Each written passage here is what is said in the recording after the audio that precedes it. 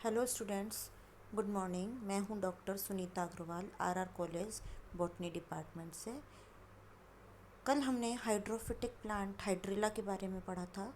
आज हम ज़ीरोफिटिक प्लांट्स के प्रैक्टिकल के बारे में स्टडी करेंगे।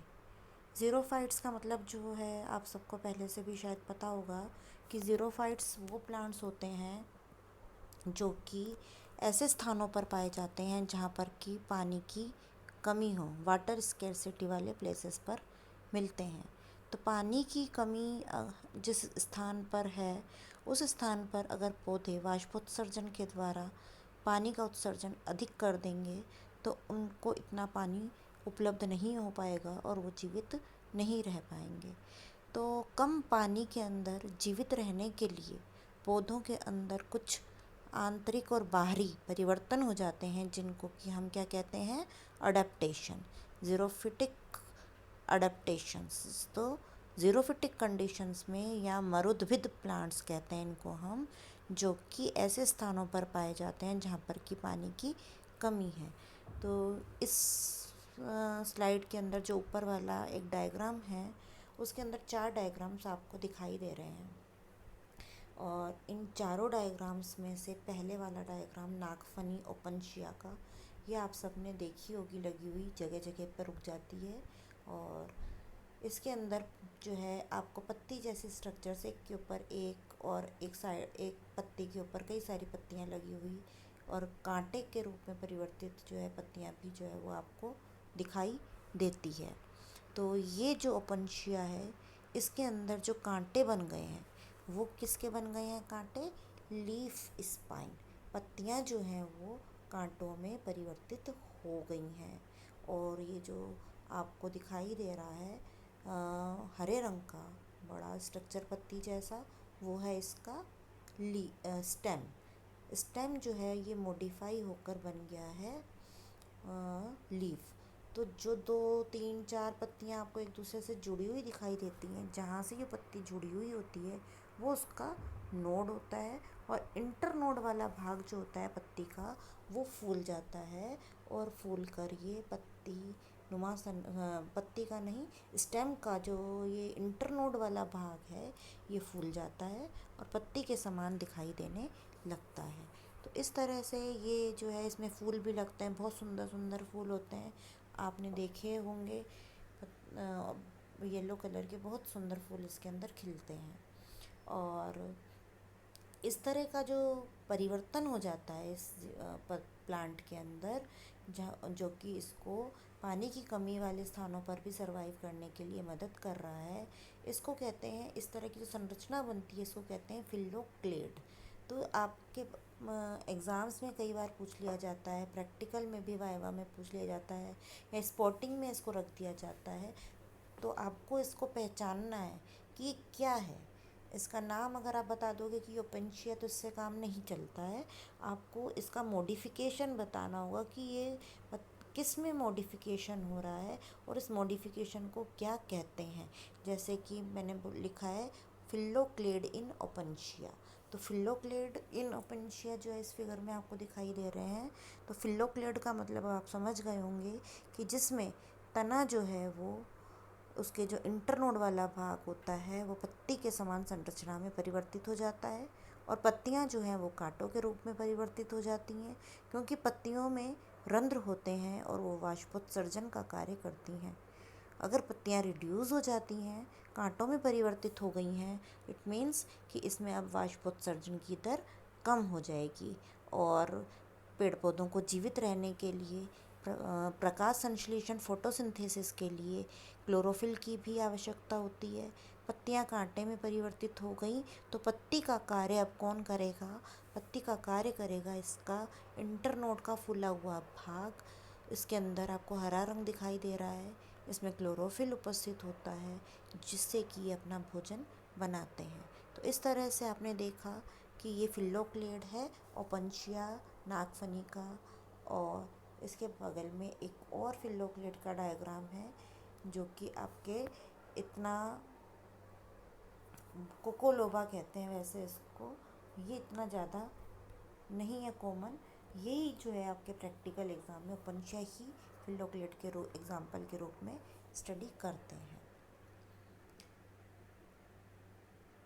अब इसके बाद में हम देख रहे हैं कि ये जो नेक्स्ट डायग्राम है इसके अंदर जो है इसको क्लेडोड कहते हैं। क्या कहते हैं? क्लेडोड। तो इसमें जो क्लेडोड होता है इसके अंदर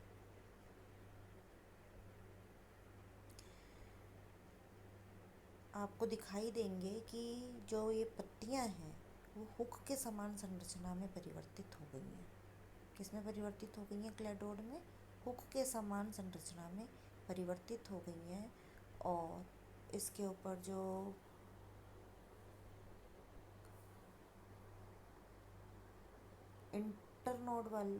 नोड वाला भाग है वहाँ से आपको कुछ फ्लावर बर्ड्स जो होती हैं वो पत्ती के समान परिवर्तित होती हुई दिखाई दे रही हैं। पहला वाला डायग्राम जो है वो रस्कस का है और दूसरा है एस्पेरेगस का।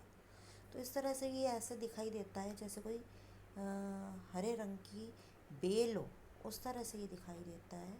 और इसमें कांटे भी होते हैं और ये क्लेडोड कहलाता है, जिसमें कि तने की पार्श्व शाखाएं या फ्लावर बर्ड्स जो होती हैं ये पत्ती के समान संरचनाओं में परिवर्तित हो जाती हैं।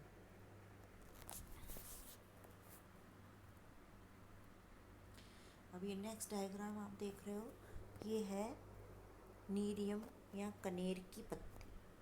कनेर की पत्ती आपने सबने देखी होगी, जिसमें कि पिंक कलर के फूल आते हैं और हमारे डिपार्टमेंट में भी कनेर लगा हुआ है। और इसकी पत्ती का सेक्शन आप जो है प्रीवियस क्लास में प्रैक्टिकल करने के लिए भी काम में लिया था हमने, और इस बार भी हमें जो है इसका सेक्शन काटना है। तो जब हम प्रीवियस क्लास आपने पढ़ी सेकंड ईयर, उसके अंदर जब हम टिपिकल डाइकोट लीफ का स्ट्रक्चर पढ़ते हैं तब आपने इस सेक्शन को काटा होगा। और यहाँ पर जो है हम एक ज़ीरोफाइट के रूप में, ज़ीरोफिटिक प्लांट के रूप में इसका अध्ययन करेंगे। तो इसके अंदर आप डायग्राम देखिए, डायग्राम जो है आपको एकदम से भरा हुआ नामांकित वेल लेबल्ड डायग्राम आपको दिखाई दे रहा है। इसमें बहुत सारे नाम आपको लिखे हुए दिखाई देंगे। तो सबसे पहले हम स्टार्ट करते हैं इसकी क्यूटिकल से। तो इसमें सबसे ऊपर आपको दिखाई दे रही है क्यूटिकल। क्यूटिकल के नीचे आपको एपिडर्मिस, एपिडर्मिस के नीचे जो है वो आपको फिर मल्टी लेयर्ड एपिडर्मिस है, 1 2 3 कई लेयर्स दिखाई दे रही हैं। ये लंबी लंबी कोशिकाएं जो हैं वो खंभ ऊतक या पैलिसेड टिश्यू दिखाई दे रहा है। फिर उसके बीच में आपको स्पॉन्जी टिश्यू, जिसमें कि बीच बीच में रिक्त स्थान है, वो दिखाई दे रहा है। उसके और नीचे चलेंगे तो हमें लोअर एपिडर्मिस दिखाई देगी, और लोअर एपिडर्मिस के नीचे भी फिर हमें क्यूटिकल दिखाई देती है। अपर एपिडर्मिस हम देख रहे हैं कि कहीं पर भी किसी तरह का कट नहीं दिखाई दे रहा, हमें कंटिन्यूअस दिखाई दे रही है ये हमें अपर एपिडर्मिस।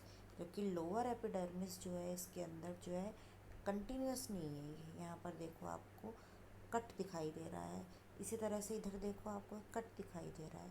ये कट क्या होते हैं? इसके रंध्र होते हैं, स्टोमेटा होते हैं।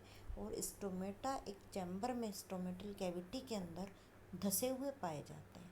हमने पढ़ा कि ये ज़ीरोफिटिक प्लांट है, इसलिए इसमें धसे हुए रंध्र पाए जाते हैं। धसे हुए रंध्रों का ये जो है इसमें अडेप्टेशन है, इसके अंदर अनुकूलन है, क्योंकि अपर एपिडर्मिस पर नहीं है। पत्तियां का ऊपरी भाग जो है वो सन के कांटेक्ट में ज़्यादा आता है, तो अब इसमें जो है वाष्पोत्सर्जन इस कारण से कम हो गया। दूसरा इसके अंदर क्या है कि सनकन स्टोमेटा है लोअर एपिडर्मिस पर, और वो भी आप हेयर्स दिखाई दे रहे हैं आपको कैविटी के अंदर। और ये हेयर्स भी होते हैं जो कि वाष्पोत्सर्जन की दर को कम कर देते हैं। इसके अलावा आपको गार्ड सेल्स होती हैं स्टोमेटा की ओपनिंग और क्लोजिंग के लिए, वो भी धसी हुई हैं, आप देख रहे हो। तो ये जो है सारे मिलकर जो स्ट्रक्चर है स्टोमा का, ये इसको अडेप्ट करता है कि ये ज़ीरोफिटिक कंडीशंस के अंदर सर्वाइव कर सके और वाष्पोत्सर्जन की दर प्लांट में कम हो। इसी तरह से दूसरी तरफ भी सेम चीज़ आपको दिखाई दे रही है। इसके अलावा इसमें आपको देखिए ये क्रिस्टल दिखाई दे रहा है, जिसको कि कैल्शियम ऑक्जेलेट क्रिस्टल कहते हैं। कैल्शियम ऑक्जेलेट जो होता है वो पानी को अवशोषित कर लेता है। तो इस तरह से ये भी इसके अंदर एक ज़ीरोफिटिक कैरेक्टर है कि इसमें कैल्शियम ऑक्जेलेट के क्रिस्टल्स पाए जाते हैं जो कि पानी को अवशोषित कर देते हैं। ये बीच का, ये देखो किनारे अभी हमने देखे पतले होते हैं, है ना, और ये बीच वाला भाग अब अपन देखेंगे ये फूला हुआ आपको स्वेल्ड दिखाई दे रहा है। और ये फूला हुआ भाग जो होता है इसके अंदर इसका मुख्य संवहन ऊतक वेस्कुलर बंडल पाया जाता है। तो इसका जो वेस्कुलर बंडल होता है बहुत वेल डेवलप्ड वेस्कुलर बंडल है। हाइड्रोफाइट के अंदर जो जाइलम होता है वो कम डेवलप होता है, और इसके अंदर जो ज़ीरोफाइट है उसके अंदर जाइलम जो है वो अत्यधिक डेवलप्ड है। आप देख रहे हो कि कई सारे बंडल्स आपको एक रिंग के अंदर या सेंट्रल पार्ट में दिखाई दे रहे हैं, और उसके चारों तरफ फिर आपको फ्लोएम दिखाई दे रहा है जो कि भोजन को एक जगह से दूसरे जगह पर ले जाएगा। जाइलम की वेसल्स आप में देखो, प्रोटोजाइलम भी और मेटाजाइलम भी। प्रोटोजाइलम जो होता है वो छोटी कोशिकाएं हैं बहुत, और मेटाजाइलम की कोशिकाएं कंपैरेटिवली बड़ी होती हैं। तो इस तरह से जो है इसका वेल डेवलप्ड जो है जाइलम होता है जो कि पानी को जो है वो अच्छे से जो है तने से खींच लेता है और स्टोर करके रखता है। इसके अलावा क्योंकि बहुत लंबे होते हैं तो इसको पानी को पत्तियों के किनारों तक भी पहुंचना है, तो इसके अंदर भी जो है जो इसके जो विंग्स कहलाते हैं, जो इसके दोनों किनारे होते हैं पत्ती के मिडरिब वाला भाग, और उसके दोनों किनारे, एक ये वाला और दूसरा ये वाला, ये क्या कहलाते हैं, विंग्स। इनके अंदर भी आपको जो है जाइलम और फ्लोएम के वेस्कुलर बंडल्स देखने को मिलते हैं। और वेस्कुलर बंडल जो होते हैं वो बंडल शीथ के द्वारा ढके हुए होते हैं। इन बंडल शीट्स के अंदर जो है वो भी क्लोरोफिल उपस्थित होता है। ये देखो यहाँ पर बंडल शीट बन रही है। और इसके अलावा इसके ऊपर की ओर काफ़ी सारा पैरेन्काइमा टिश्यू पाया जाता है वेस्कुलर बंडल के ऊपर और नीचे की ओर, जो कि इसको प्रोटेक्ट रखने का कार्य करता है।